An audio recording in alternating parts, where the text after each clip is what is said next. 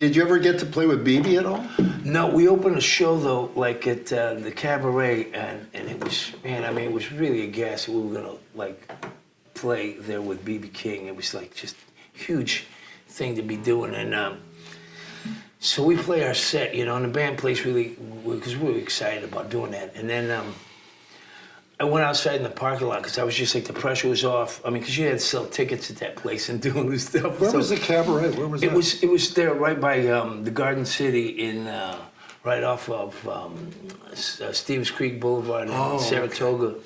And it was a big place, and so you had to sell tickets, like, you know, when you play the gig, and it was like they would check and see how many. So it was like there was all this kind of pressure, and it was already just playing with BB, you want to do good, you know. Right. So, but that night, so I go outside, and I'm just like, man, the pressure was off. Just like taking a moment, just go, wow, that really did happen. And then these guys from BB King's circle of folks, they come and they go, come with us, and I thought, you know what I mean? And they took me in this room, and BB's sitting there with a towel around his neck and his guitar, he hasn't played yet. And he goes, hey, hi. And he goes, wasn't that a Clean Head Vincent tune you played? And I go, yeah, it was. Well, that's nice. And so he's telling me, and he goes, that's you know, great. I have Michael Bloomfield's pick, I have all these guys. Can I have your pick? And I go, BB, you could have the guitar. And all these guys started laughing, but it was like, you know, I mean, he didn't have to do any of that. But he that's just, so cool, yeah. Every time I've ever seen him, that's how he was. It was like he'd go wet. Very gracious, like, you know, friendly, yeah. I mean, as a little kid, he would just look you right in the face and talk to you like you were a grown person, you know, and I loved that about him. I met him when I was about 16. I went to a college, and he did a workshop. Oh, man, that would have been fantastic. It was incredible. He did a workshop of where all his influences were from. Oh, that's beautiful. And he sat there and he played like Django, he played Charlie Christian, he played Tampa Red. Yeah, man. Lonnie Johnson, T-Bone. Yes. Bucka White. I mean, he played every guy that he was influenced by. And it was like, these were all names I didn't know until he mentioned them. Man, I'm telling you, you know, and it's like, and one time we saw him at Winterland, we were back there, and he studied this thing called the Schillinger music. It's like, instead of notation, it's like a graph.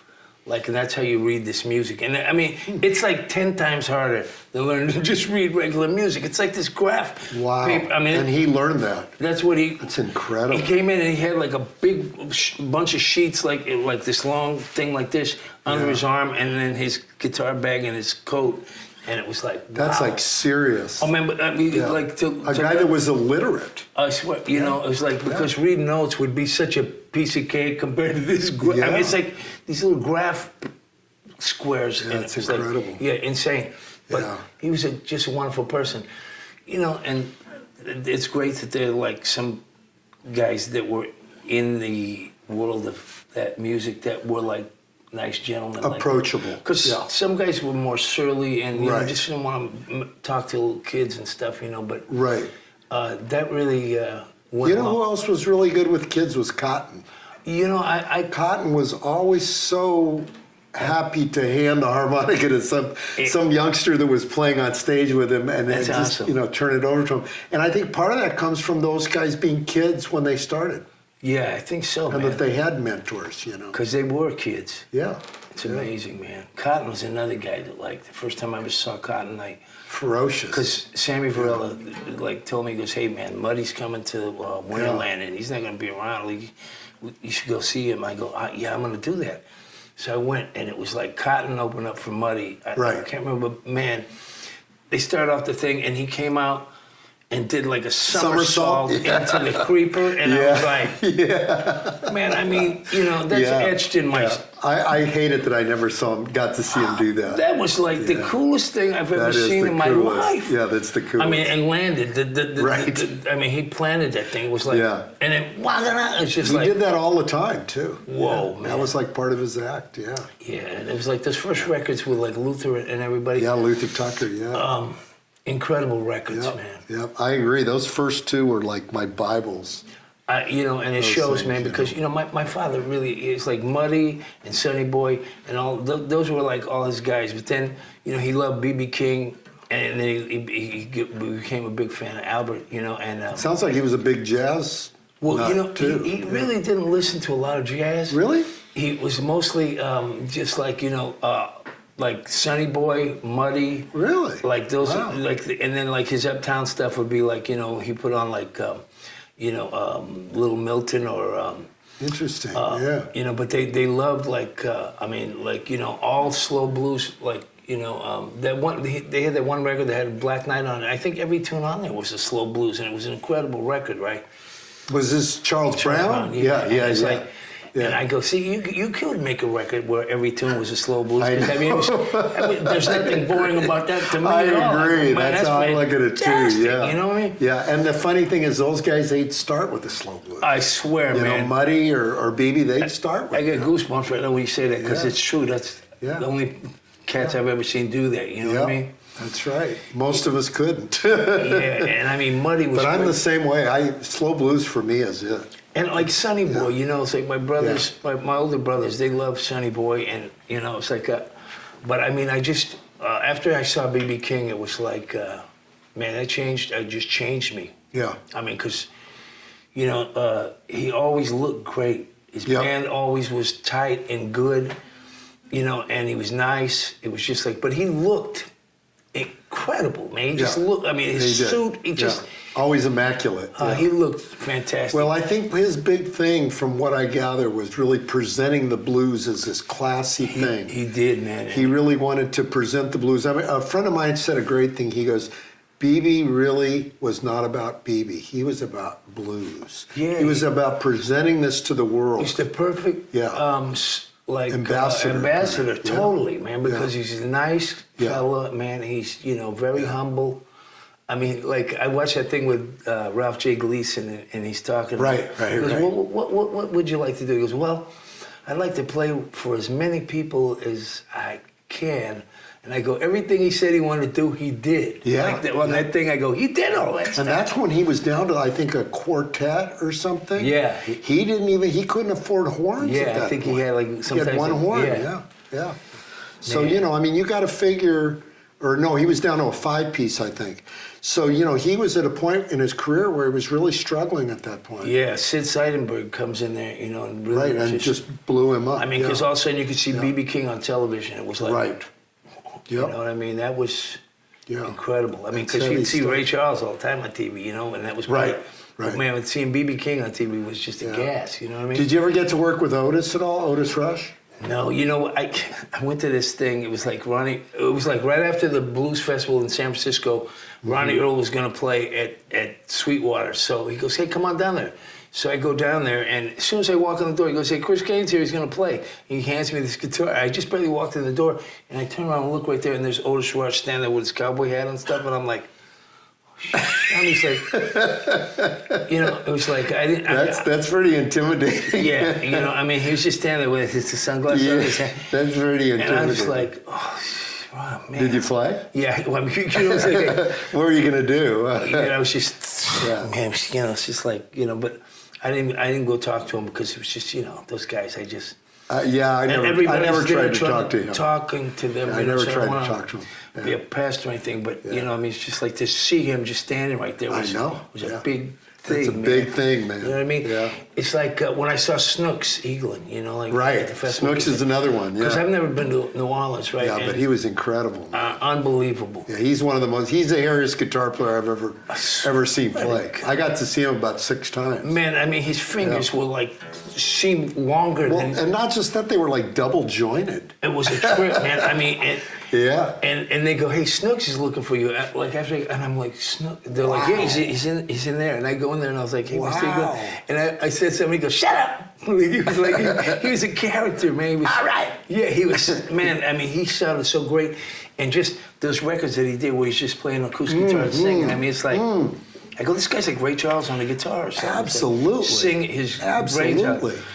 Playing piano, like piano boogies on the guitar. Unbelievable, man. Yeah. No, he was outrageous. So many guys like from the New Orleans, stuff that like are like people that just are the innovators of. Yeah, Earl King is another one that I'm crazy about. Man, I got to meet him in Norway, and he had a tape recorder on the table that he just would tape. He goes, hey, anytime I talk with people, I was just taping. Interesting. I know. I wonder if it was for song ideas. I wonder. You know, I thought about that, and like after he like left the room, I told Patrick Ford, I go, I wonder if he does that like to get like song ideas. I bet he does, yeah. He goes, huh? Because I was thinking, you know, it's just like, wow, you know what I mean? Well, you ever hear the story about it? His office was like the donut shop. He would hang out at the donut shop, and that's where he'd get all his song ideas. Wow, that is in cool. New Orleans, yeah. Man, you know, I just heard this like Little Richard interview with Dan McCluskey again, and like he wrote all those. Whoa, I would love to hear that. It's on YouTube. I gotta check that out. Man, he wrote all those hit tunes, all that stuff in 1 year. Oh, that's amazing. I swear to God. That is amazing. I go, get out of here. Every one of those tunes. That's amazing. 1 year. That is crazy. I almost fell off the couch. That is crazy. I was blown out by that. Because every one of those is like a classic. I know. You know, it's like just stone classic. Yeah. 1 year. That's crazy. Unbelievable. Huh? And he was another force of nature, man. He's somebody. Have you ever watched the things from like? There's some YouTube things of him in about 1963 in the UK. Oh yeah, man. Those are they're Incredible. Amazing. Incredible. And He's like a ball of energy, man. And then I saw this documentary. With And him. looking great. Oh, too. totally, man. He looks great. You know, he came on Dick Cavett one time, and Dick Cavett was kind of goofing on him about wearing his makeup and stuff. Right. And he just goes, you know, because I am beautiful. He goes, I just have to, you know, it was fantastic. You know, I've seen that one. And Jim Brown was on there too, and Jim Brown's like, you know, he's just like that, this look, and he goes, you know, I would really love to do something right now if it's okay with you. And he goes, okay, what do you want to do? And he just got up off the stage and just ran up the aisle and goes, whoa, and just ran all the way around and then came up the other aisle, whoa, and just came around and he goes, oh. And Jim Brown's just like, and Dick Cavett, you know, saying all this stuff. I go, man, Dick Cavett, you know, you gotta be cooler than that, you know. That's so funny. Because he was really entertaining, man. When David, the comedian David Brenner had a show, Right. and so Billy Preston was his band. Wow. And so when Little Richard came on, they both did a thing together, right? Oh, man. And it was incredible, right? Incredible. And so then David has Little Richard come sit on the couch and talk. And so he asked him one question, and homie just started blowing. And then when they got done, they finally went to commercial. When David Brenner comes back, he goes, I forgot to tell Richard that it's a 30-minute show, but it was like he making this thing. He just was going. They and didn't want going to cut away because it was Yeah. like totally interesting stuff. Man. Yeah. I mean, he has got some stories, you know. Yes, I mean, he that does. band was like. Yes, he does. I mean, they have that one thing where he was trying to get the movie "Girl Can't Help It," so it's like his what do you call it? The screen test, and Right. he just plays Long Tall Sally, just singing and playing it, and it's like it's incredible, man. I go, Is that on YouTube? yeah. I gotta find Yeah, that. it's like it's just his screen test, and he's just looking at the camera with them eyes, man. He's like, You know, the other one you got to watch if you get a chance is watch the thing where they did a tribute at the Rock and Roll Hall of Fame to Otis Redding. Oh wow! Watch that, and it's Richard introducing, like he basically introduces the whole award ceremony to Otis Redding. I bet that's incredible. Yeah, because Otis was a complete Little Richard nut. Everybody, you know. Yeah. And then, you know, I read his book, and like the guy Escalita that he got. Oh yeah, right, from and New it was Orleans. even higher. It was like right. He's like, man. It's like Little Richard on steroids. Yeah, that's exactly what I was gonna say, man. Yeah, incredible stuff. But Dan McCluskey's got some incredible. God, I'm gonna check those out, man. I mean, it's like.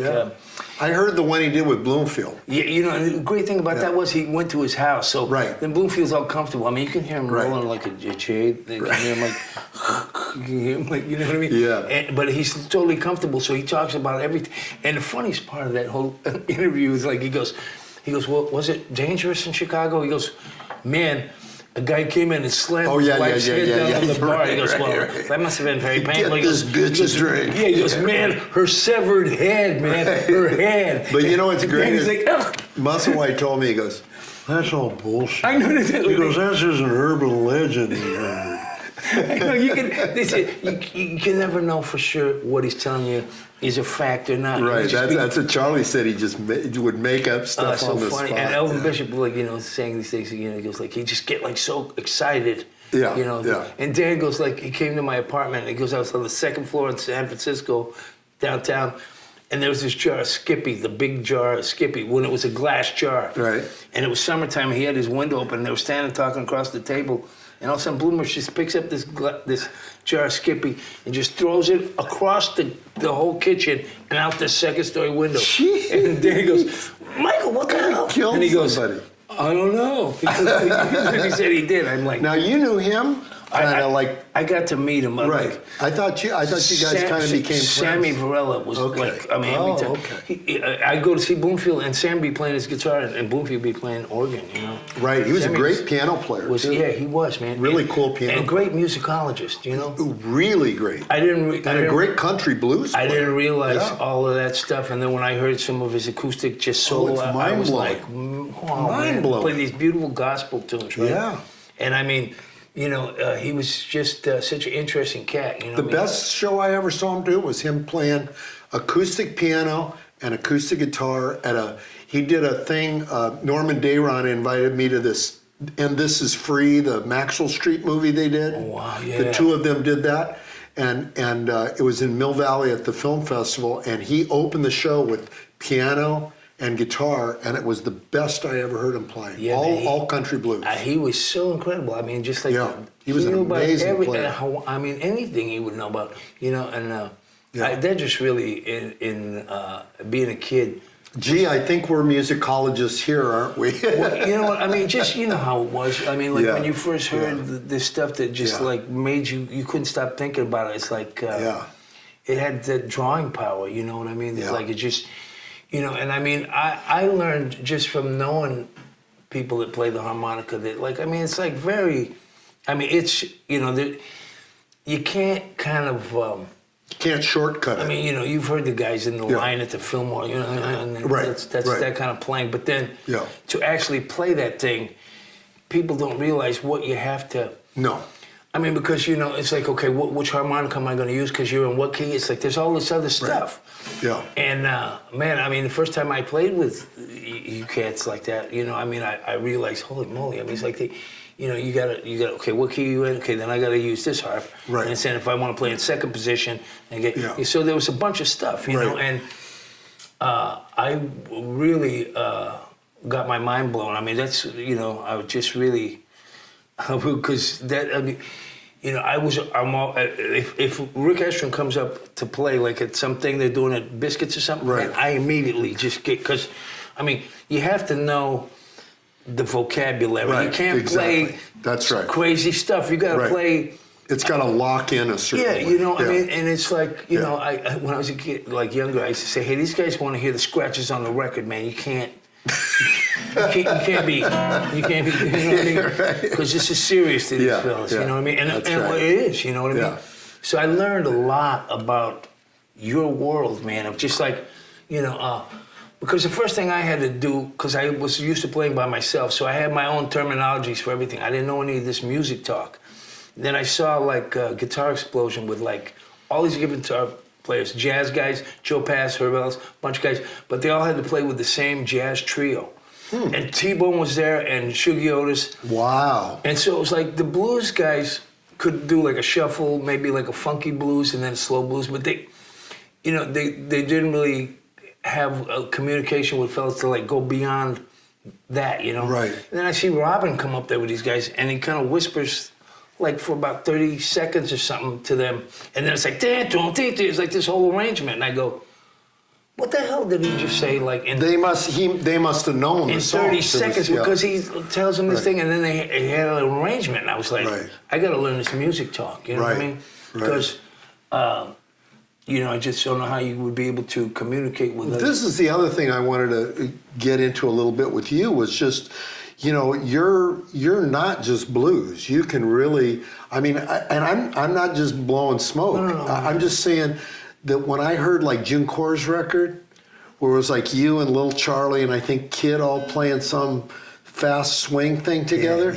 And it was like, man, I heard that and I just like, I fell over when I heard the way you were playing. I was like, thank you, man. Man, this guy is just like, you were so in the groove You know, the way you were soloing over. because we got there. It was like Charlie was there, and I'm like, "Hey, Charlie," it's like, and Jimmy's there sitting at the organ. So then Jimmy just starts playing kind of what it's going to be, and I'm like, "Oh man, this is really cool stuff." You were like right in it. So then I start playing because I'm thinking Pat Martino. I'm like, because Jimmy's playing all this stuff, so I'm like, I start playing stuff, and Charlie looks at me really seriously. He goes, "Is that what you're going to play on this record?" And I go, "Yeah," and he's like.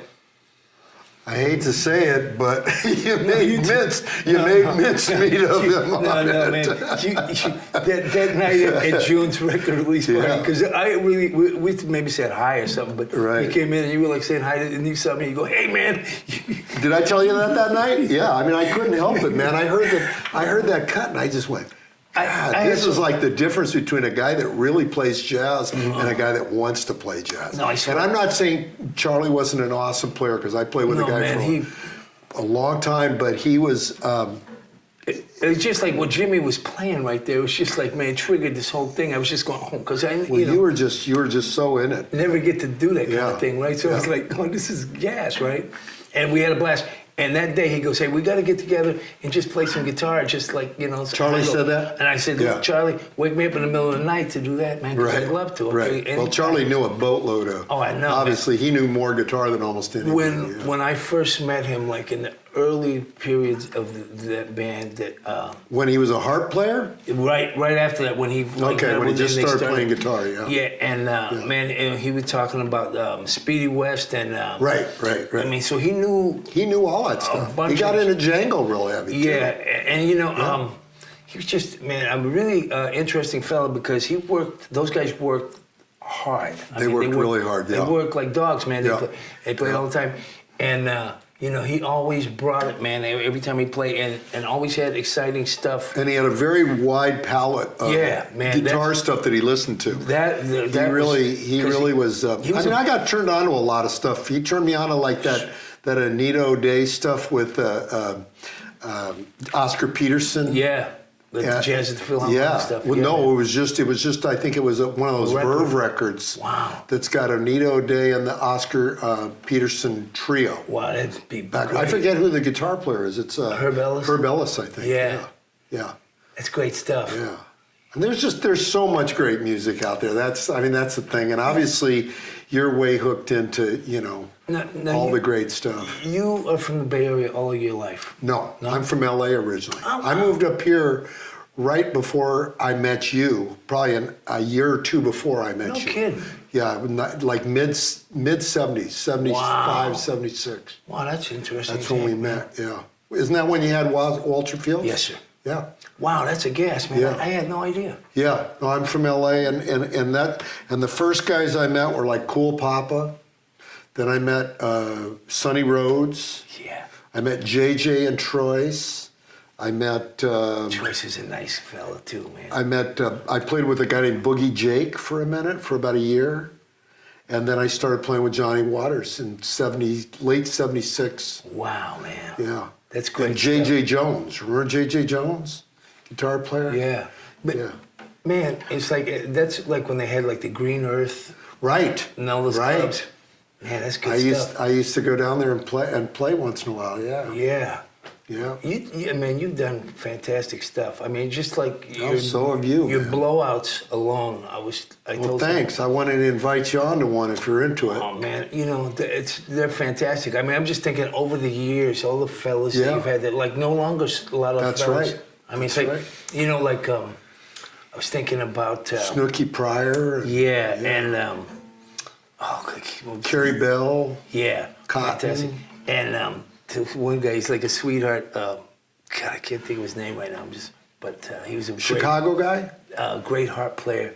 I always liked to go fishing all the time. Oh, that was Lazy Lester. Yes, thank you. He was Louisiana. Yeah. I was drawing a blank there, but he was just a sweetheart and a character. Yeah. But I mean, hey, Chris. Yeah, just being like a young fella, and you go there like that. He would just be very. My favorite thing he ever said, he goes, He goes, man, you don't wear that hat when you're having dinner with your mama, do you? And that's what got me to take off my hat at dinner every time.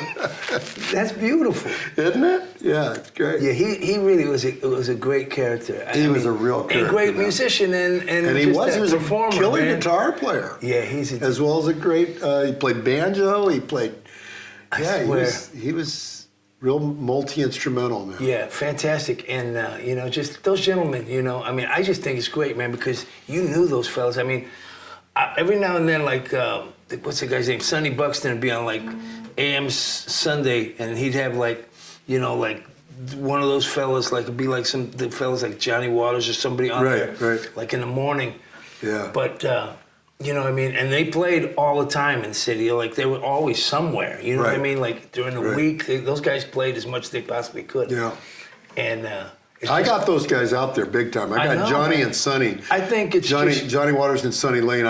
Basically we worked like mad for about 4 years. I think that is the coolest thing, man, because it was great for them, and that you did, and it was great that you loved doing it. So it's like, well, I did. Yeah, I mean that was my education. Yeah, no kidding. I mean, it really was. You couldn't get a better one from those gentlemen. You know what I mean? They were the only guys playing Chicago blues in the Bay Area. And there were older guys. The real thing. You know what I mean? Yeah.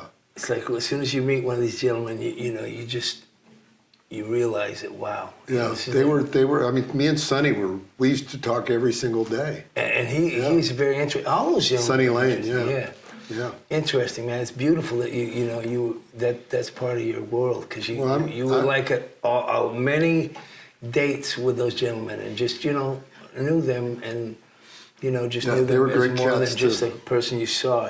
Great cats to be around, man. Yeah. So tell me about the Alligator record, and I noticed you've been touring more and doing more festivals and stuff like that. Yeah. And I know the touring thing has been something you've kind of done. Sometimes you do it for a long time, and sometimes you back off from it. Yeah, at one point I had a van, so then I toured a lot more because I had the vehicle. But then when that wasn't happening, I would try to do it by renting vans and stuff, and it just would be just a lose thing. It was like, losing proposition. No matter what. So I didn't really travel the States as much as I would enjoy to, and. And so with this Alligator thing, it's like I really have to thank Kid and Tommy Castro and all these other fellas that know the folks at Alligator, because so they kind of got you hooked up. And I would have never thought that they would even consider, because I think of Alligator, I think of Hound Dog Taylor, I think of that kind of thing, and not what Fenton, this mishmash. I'd be playing. It's like I just never see that, And so they were saying, hey, you should. I'm going, well, I mean, because I sent, my first record, I sent a demo to Mystery of God. Bruce, yeah. And he sent me this thing back saying that, I was trying to sound black and all this stuff, right? And I was a kid, so I was like, man, So then one time we was playing at Buddy Guy's, and he was there. And so I go, Mr. Eagle, I was here, you know what I mean? And he said that I was trying to sound black. My dad was blacker than his hair, and he didn't have a problem with it. And he's like, just youth. Yeah. But so then I never spoke to him. But then I go to play with Guy King at the Chicago Blues Festival. Right. A few years back, it was the first time I was gonna play at this thing, and I'm standing there with Susan, we're watching Guy do a couple tunes, and I look across this long grass. And there he's looking at me, and I'm like, he's looking over here. She's like, what? And I go, I think he's gonna come over here. She's like, well, so what? And I'm like, well, And he comes all the way across this lawn. And I'm like, I'm thinking, oh, here it comes. He goes, I know we got off on the wrong foot to start with, but I really like what you do. And I was like, good. I was like, oh, yeah. But so they were, and let me tell you. I like that about him, that he can admit that. They blew my mind so many times, because when we said, okay, and then I made the record, they have people that work there that will look and see if you have money coming to you that you don't know about.